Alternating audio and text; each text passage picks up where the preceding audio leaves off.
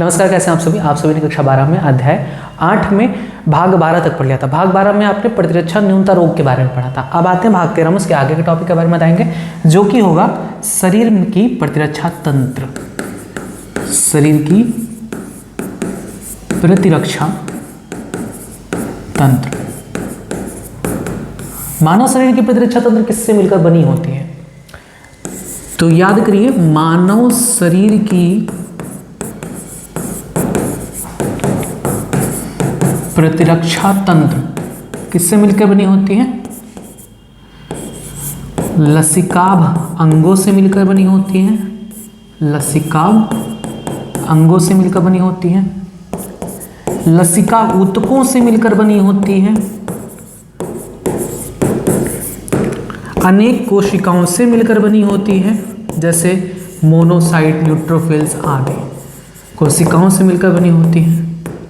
और साथ ही साथ प्रतिरक्षी अणुओं से मिलकर बनी होती है, यानी एंटीबॉडीज से। हमारी प्रतिरक्षा तंत्र इनसे मिलकर बनी होती है। लसिकावंग, लसिका ऊतक, अनेक कोशिकाओं और प्रतिरक्षियों से मिलकर हमारी प्रतिरक्षा तंत्र बनी होती है। अब यहाँ पर सबसे इंपॉर्टेंट पॉइंट ये कि लसिकाव अंग यानी लिम्फॉइड ऑर्गन क्या होता है। हमारी जो प्रतिरक्षा तंत्र है वो किस प्रकार से काम करती है? हमारी प्रतिरक्षा तंत्र खुद की कोशिका और बाहरी की कोशिका में विभेद कर सकने में सक्षम होती है और इसी आधार पर वह रोगजनक को पहचान कर उसको मार देती है। साथ ही साथ वह स्मृति के गुण पर आधारित होता है और जिस रोगजनक का एक बार सामना हो जाता है उसको वो याद रखता है। अगर इन्फेक्शन होता है, दोबारा अगर उसी रोगजनक का प्रवेश होता है शरीर में, तो यह सेकेंडरी रिस्पॉन्स करता है और तेजी से उसे मार देता है। आइए देखते हैं सबसे पहले लसिकाभ अंग क्या है। मोस्ट इंपॉर्टेंट, कई बार पूछा गया एग्जाम में। लसिकाभ अंग, लसिकाभ अंग यानी लिम्फॉइड ऑर्गन क्या है? लिम्फॉइड ऑर्गन क्या होते हैं? लसिकाभ अंग क्या होते हैं? तो लसिकाभ अंग वे अंग होते हैं जहां लसिकाणुओं यानी लिम्फोसाइट का निर्माण होता है, उनका परिपक्वन होता है, मैचुरेशन होता है। याद करिए, लसिकाभ अंग कौन से अंग होते हैं? लसिकाभ अंग वे अंग हैं जहां किसका? लसिकाणुओं का। जहां लसिकाणुओं यानी लिम्फोसाइट्स का,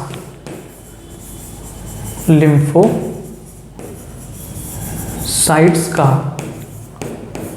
निर्माण होता है,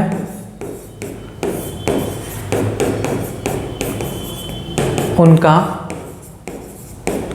परिपक्वन यानी मैचुरेशन होता है, मैचुरेशन होता है, व प्रचुरोद भवन यानी प्रोलिफरेशन होता है। प्रोलिफरेशन होता है। याद करिए, लसिकाभ अंग क्या होता है? वे अंग जहां पर lymphocytes, B lymphocytes, T lymphocytes, इन सभी का निर्माण होता है, परिपक्व होते हैं यानी वे एक्टिव हो जाते हैं, बड़े होते हैं धीरे धीरे और वे परिपक्व हो जाते हैं। साथ ही साथ उनका प्रचुरोद्भवन यानी प्रोलिफरेशन होता है। लिम्फोसाइट कौन सी लिम्फोसाइट में बदलेगी? बी लिम्फोसाइट में या टी लिम्फोसाइट में प्रचुरोद्भवन भी होता है। ऐसे अंगों को लसिकाभ अंग कहते हैं। लसिकाभ अंग क्या है? वे अंग जहां पर लसिकाणुओं यानी लिम्फोसाइट्स का निर्माण होता है, परिपक्वन होता है, प्रचुरोद्भवन होता है। क्लियर बात है? अब लसिकाभ अंग कितने प्रकार के होते हैं? याद करिए, लसिकाभ अंग 2 प्रकार के होते हैं। लसिकाभ अंग 2 प्रकार के कौन कौन से? पहला, प्राथमिक लसिकाभ अंग, प्राथमिक लसिकाभ अंग यानी प्राइमरी लिम्फॉइड ऑर्गन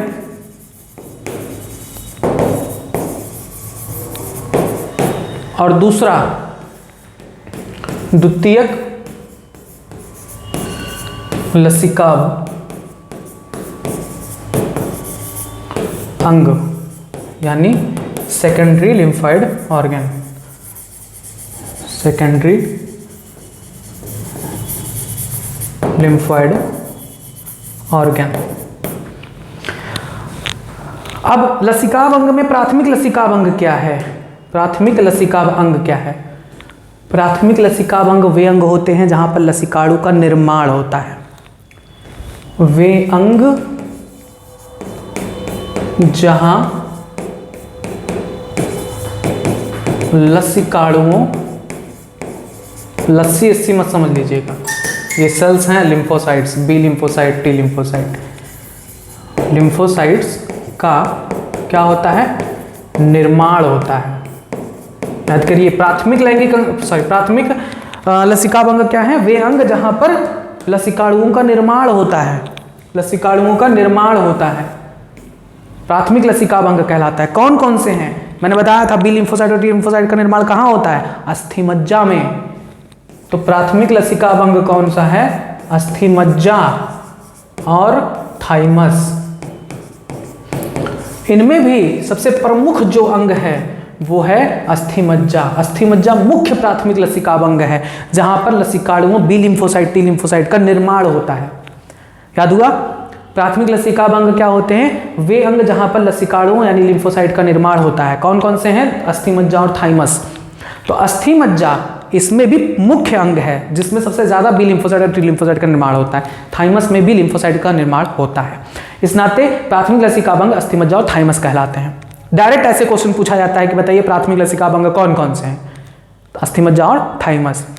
अस्थिमज्जा मुख्य लसिकाभ अंग है। इसमें लिम्फोसाइट के साथ साथ आरबीसी, डब्ल्यूबीसी, प्लेटलेट्स का भी निर्माण होता है। अस्थिमज्जा कहाँ पाया जाता है? बोन मैरो कहाँ पाया जाता है? हड्डियों के बीच में, मुख्य हड्डी जैसे फीमर वगैरह में, उनके बीच में पाया जाता है। थाइमस कहाँ पाया जाता है? थाइमस हृदय के पास स्थित होते हैं। जन्म के समय थाइमस बड़ा होता है, जन्म के समय थाइमस बड़ा होता है। तो ऐसे भी क्वेश्चन पूछा गया है कि वह अंग बताइए जो जन्म के समय बड़ा होता है और उम्र के बढ़ते समय छोटा होता जाता है। ठीक है, उम्र के बढ़ते साथ छोटा होता जाता है थाइमस। तो थाइमस जन्म के समय बड़ा होता है आकार में और ये उम्र के बढ़ते साथ साथ छोटा हो जाता है। द्वितीयक लसिकाभ अंग क्या होते हैं? देखिए, निर्माण तो अस्थिमज्जा और थाइमस में होता है, लेकिन निर्माण के बाद भी लसिकाणुओं में क्या होता है? परिपक्वन होता है, प्रोलिफरेशन होता है, प्रचुरोद्भवन होता है, विभेदीकरण होता है, डिफरेंशिएशन होता है। यानी लिम्फोसाइट जो बने हैं वो बी लिम्फोसाइट बनेंगे कि टी लिम्फोसाइट बनेंगे, ये तो उसका जो प्रचुरोद्भवन होता है और साथ ही साथ इनका भंडारण। द्वितीयक लसिकाभ अंग वे अंग होते हैं जहां लसिकाणुओं का भंडारण होता है, स्टोर होते हैं। लिम्फोसाइट बनने के बाद शरीर में कहीं इकट्ठा तो होगा, यानी ये क्या है? द्वितीयक लसिकाभ अंग, द्वितीयक लसिकाभ अंग वे अंग हैं जहां लसिकाणुओं यानी लिम्फोसाइट्स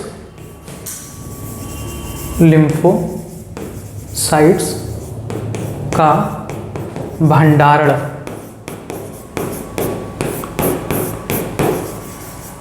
होता है। यानी वे अंग जहां पर लिम्फोसाइट इकट्ठा होते हैं हमारे शरीर में, और जब टाइम आता है रोगाणुओं से लड़ने के तो वहां से वे उससे लड़ते हैं। तो द्वितीयक लसिकाभ अंग के अंतर्गत कौन कौन आता है? द्वितीयक लसिकाभ अंग के अंतर्गत कौन कौन आता है? देखिए, सबसे पहले आएगा प्लीहा, स्प्लीन, ठीक। दूसरा लसिका ग्रंथियां, लसिका ग्रंथियां यानी लिम्फ नोड्यूल्स। तीसरा टॉन्सिल्स,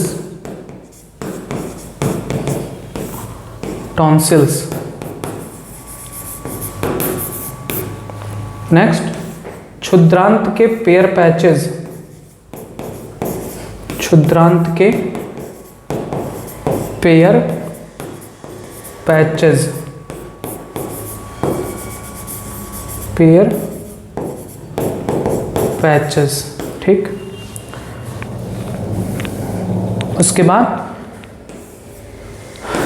परिशेषिका यानी अपेंडिक्स, परिशेषिका यानी अपेंडिक्स,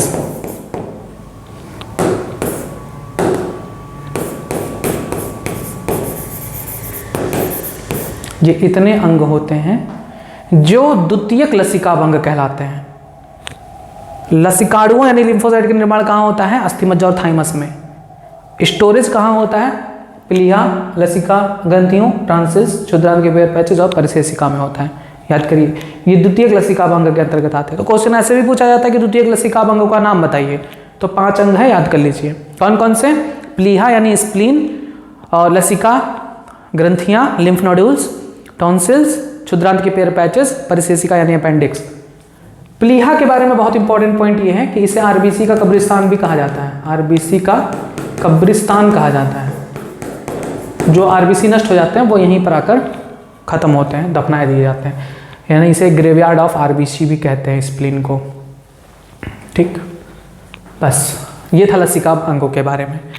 अब लसिका ऊतक के बारे में बहुत ज़्यादा हमें नहीं पढ़ना है, लसिका ऊतक और इन सब के बारे में ज़्यादा नहीं पढ़ना, लेकिन हाँ लसिका ऊतक के बारे में एक इम्पॉर्टेंट पॉइंट कि शरीर में लसिका ऊतक का 50% भाग कौन बनाता है? लसिका ऊतक का 50% भाग माल्ट बनाता है।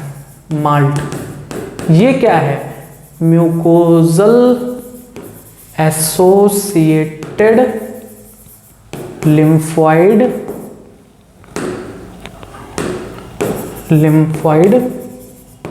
टिश्यू, इसका फुल फॉर्म होता है म्यूकोजल एसोसिएटेड लिम्फॉइड टिश्यू। इसे कहते हैं श्लेष्म संबद्ध लसिका ऊतक।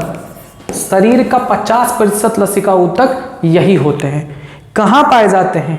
ये पाए जाते हैं श्वसन, जनन,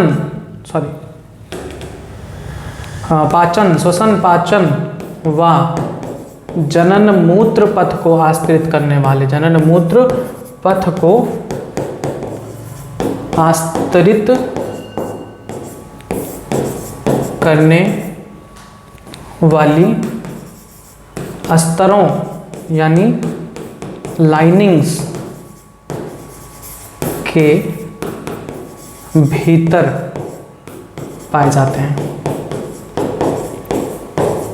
यानी जो हमारी श्वास नाल है, हमारी जो आहार नाल है, हमारी जो जनन मूत्र पथ है, यूरिनोजेनिटल ट्रैक्ट, उसकी जो अस्तर है उसके भीतर ये पाए जाते हैं, श्लेष्म संबद्ध लसिका ऊतक।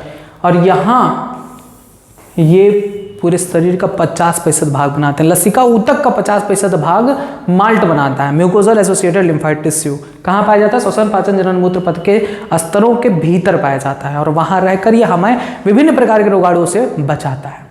बस ये था प्रतिरक्षा तंत्र के बारे में। तो आपने जाना प्रतिरक्षा तंत्र में लसिकाभ अंगों के बारे में और लसिका ऊतकों के बारे में। बाकी आप पढ़ चुके हो कोशिकाओं के बारे में, न्यूट्रोफिल्स, मोनोसाइट, बच्चेकाणु, ये सब पढ़ चुके हो। आपने प्रतिरक्षी के बारे में पढ़ लिया है। यहाँ से इंपॉर्टेंट क्वेश्चन बहुत बनते हैं, तो याद कर लीजिए इसको। अब इसके बाद आपका टॉपिक आता है एड्स, HIV वायरस से एड्स रोग होता है। इसके बारे में कंप्लीट आपको इन्फॉर्मेशन नेक्स्ट वीडियो में दी जाएगी। तब तक आप कुछ क्वेश्चन के आंसर जरूर दीजिए। सबसे पहला क्वेश्चन, प्राथमिक लसिकाभ अंग कौन कौन से हैं? दूसरा क्वेश्चन, द्वितीयक लसिकाभ अंग कौन कौन से हैं? तीसरा क्वेश्चन, ये बताइए लसिकाणुओं यानी लिम्फोसाइट का निर्माण कहाँ होता है? नेक्स्ट, लसिकाणुओं यानी लिम्फोसाइट का भंडारण कहाँ होता है? बस इतने क्वेश्चन के आंसर आप कमेंट बॉक्स में जरूर दीजिए, अपने कॉपी में भी नोट करिए। और आगे एड्स रोगों के बारे में जो जानकारी होगी नेक्स्ट पार्ट में आपको बताया जाएगा। तब तक आप जुड़े रहें यूट्यूब चैनल बायोलॉजी हिंदी के साथ। धन्यवाद।